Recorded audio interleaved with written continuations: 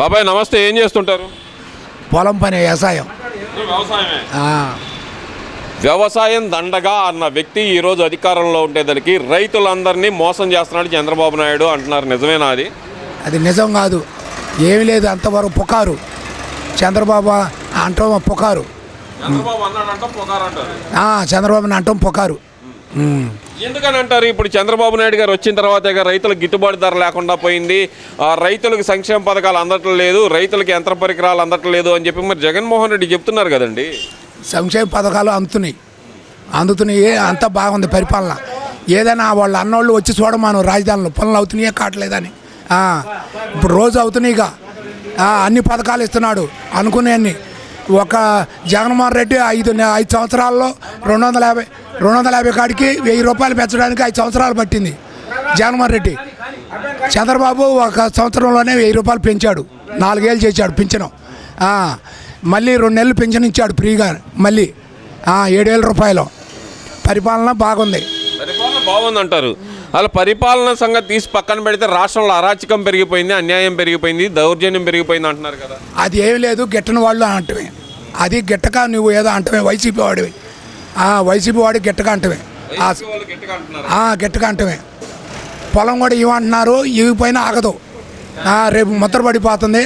పెమ్మసాని వాళ్ళు ముద్ర పైనుంచి ముద్ర పడ్డాక ఇంక వాళ్ళు వచ్చి అడుగుతారు. ఇచ్చినా ఈ పైన 10 మందిలో ఆగదు. నువ్వు ఒక్కడవే 100కే 80 మంది ఇస్తున్నారు. ఇప్పుడు అంటే మీరు రాజధాని గురించి మాట్లాడుతున్నారు కాబట్టి 2వ విడత భూసేకరణ జరుగుతుంది బాబాయ్. ఇప్పుడు మీ పరిసర ప్రాంతాల్లోనే జరుగుతుంది, మీ ఊర్లోనే జరుగుతుంది. జరుగుతున్నప్పుడు మీ అందరికి ఇష్టం లేకుండా కావాలని అడ్డుపడుతున్నారంట కదా, అసలు భూసేకరణ జరగడానికి వీల్లేదు అంటున్నారంట కదా, నిజమేనా అది? అది ఏం లేదు, వాళ్ళు వైసీపీ వాళ్ళు గట్టిగా అంటవే. వైసీపీ వాళ్ళు ఏదో మాకు 1800 గజాలు ఇవి అది అని గట్టిగా అంటవే. ఇప్పుడు వాళ్ళకి ఇస్తున్నారు, 1500 ఇచ్చారు తుళ్ళూరు రాజధాని వాళ్ళకి, ఇంకా అదే లెక్కన ఇస్తారు 1250. ఏంది ఇక్కడ? సరే ఓకే, రాజధాని 2వ విడత భూసేకరణ అవసరం అంటారా? రాష్ట్రానికి ఇంత పెద్ద రాజధాని అవసరమా అని చెప్పి మన అంబటి రాంబాబు అంటున్నాడు కదా, మనకి ఇంత ఇంటర్నేషనల్ రాజధాని అవసరమా అంటున్నాడు కదా బాబాయ్. అవసరమే, రాజధాని పెద్ద రాజధాని అవసరమే మనకి. ఇదివరకు నువ్వు ఉండవు, ఏం చేయలేదు, 3 ముక్కలాట అన్నావు. నువ్వు రావాలంటే పట్ల కట్టుకొని వచ్చావు. నీ పరిపాలన 5 సంవత్సరాలు ప్రజలు చూశారు. 5 సంవత్సరాలు ప్రజలు చూశారు, ఏం చేయలేదు 5 సంవత్సరాలు. కాబట్టి ఇప్పుడు నీకు జగన్ రాడు, ఏ కోశానా రాడు.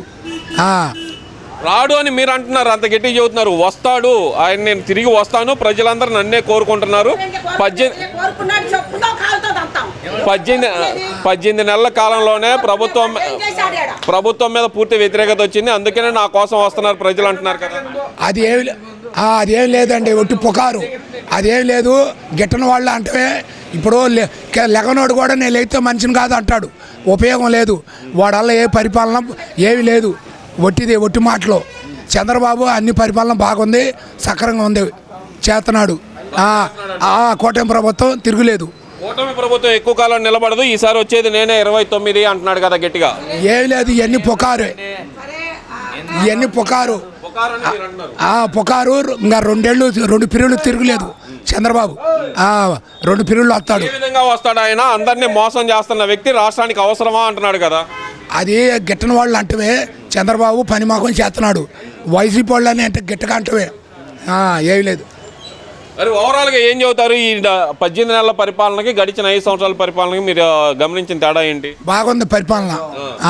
అప్పుడే బాగుంది అంటున్నారు కదా మరి వాళ్ళు. అప్పుడు అంటే అది వైసీపీ వాళ్ళు ఆ మాట అంటే కానీ తెలిసినోడు ఎవడు అండవు, ఎవడు అండవు. అనక తెలియక అంటవే, తెలియక వైసీపీ వాడు గిట్టక అంటవే.